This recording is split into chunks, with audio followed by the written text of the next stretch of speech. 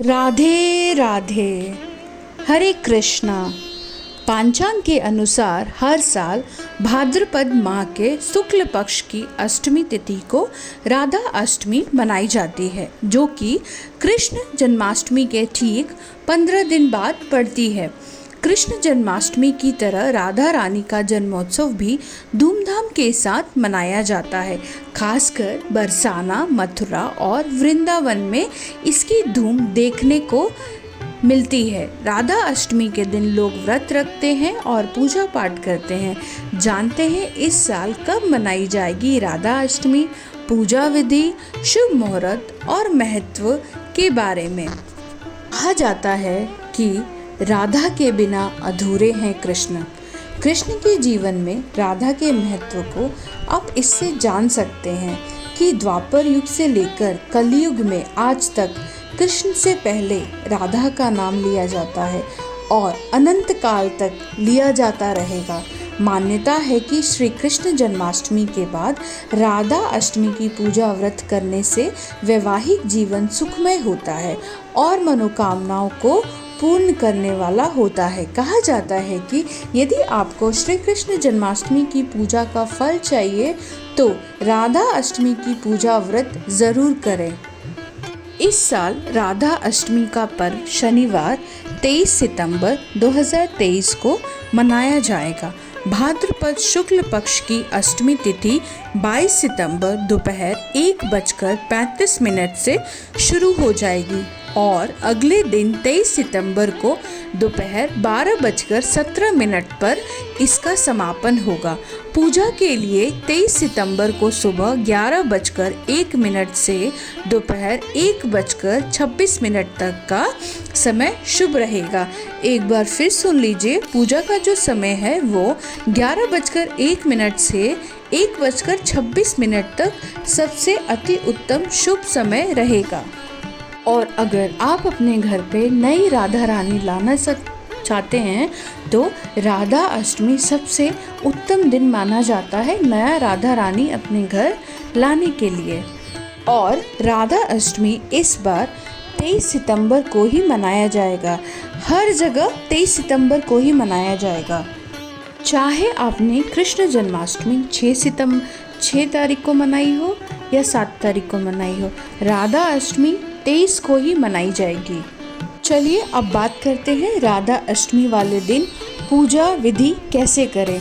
राधा अष्टमी के दिन सुबह सुबह आप ब्रह्म मुहूर्त में सबसे पहले उठिए, उसके बाद स्नान वगैरह से स्नादित होकर सबसे पहले उठते ही क्या करें, दोनों हाथों को खोल लें, अपनी हथेलियों को देखें और 11 बार राधा रानी का नाम लें। उसके बाद स्नान वगैरह से निमृत हो जाएं। वो कहते हैं ना, राधा नाम एक ऐसा नाम है जिसको सिर्फ लेने मात्र से ही सभी के दुख दर्द दूर हो जाते हैं। और हाँ, नहाने का जो पानी होगा उसमें मतलब पॉसिबल होगा तो या तो आप हल्दी डाल लें या गंगा जल डाल लें। दोनों में से कुछ भी आप डाल सकते हैं या दोनों डाल सकते हैं और इस पानी से आप स्नान करें। और नहाने के बाद आज आपको पीले या नीले रंग के कपड़े पहनने। नीला एकदम जो डार्क एकदम गहरा नीला होता है ना, स्काई जैसे आसमान का नीला है वो हल्का नीला होता है, एकदम गाढ़ा नीला या फिर पीले रंग के वस्त्र ही धारण करने हैं। जैसे हम भगवान जी को पीताम्बरी बोलते हैं क्योंकि उनको पीले वस्त्र पसंद है, वैसे ही राधा रानी को नीलाम्बरी बोला जाता है क्योंकि उनको नीला रंग बहुत अति प्रिय है। और इसके बाद अपने पूरे घर में गंगा जल का छिड़काव करें। इसके बाद आप अपने पूजा स्थल में, पूजा घर में आ जाएं और पूजा करने का जो एकदम सबसे इजी वे होता है, जैसे आप आसानी से हम पूजा करते हैं उस तरीके से आप अपने व्रत और पूजा का संकल्प लें। इसके बाद राधा रानी की पूजा की तैयारी करें। इसके बाद मंडल बनाकर कलश स्थापित करें और तांबे के पात्र में राधा रानी की प्रतिमा स्थापित करें। प्रतिमा का पंचामृत से स्नान करवाकर वस्त्राभूषण से सुसज्जित करें। इसके बाद भोग, फल, मूल, श्रृंगार का सामान आदि विधि से पूजा अर्चना करें। राधा अष्टमी की पूजा दोपहर के समय ही की जाती है, इस बात का खास ध्यान रखें। इसके बाद राधा जी के मंत्रों का जाप करें और फिर आरती उतारकर सभी में प्रसाद वितरण करें। और इस दिन कई शुभ योग भी बन रहे हैं, जिससे इस दिन का महत्व और भी बढ़ गया है। इस शुभ मुहूर्त में पूजा अर्चना करने से जीवन में सुख, शांति और समृद्धि की प्राप्ति होती है और सौभाग्य में वृद्धि होती है। राधा अष्टमी तिथि पर पूरे दिन रवि योग रहेगा। सोमवन योग रात 9:30 बजे से अगले दिन तक रहेगा। वही सौभाग्य योग 22 सितंबर को रात के 11:52 से 23 सितंबर रात के 9:23 तक रहेगा।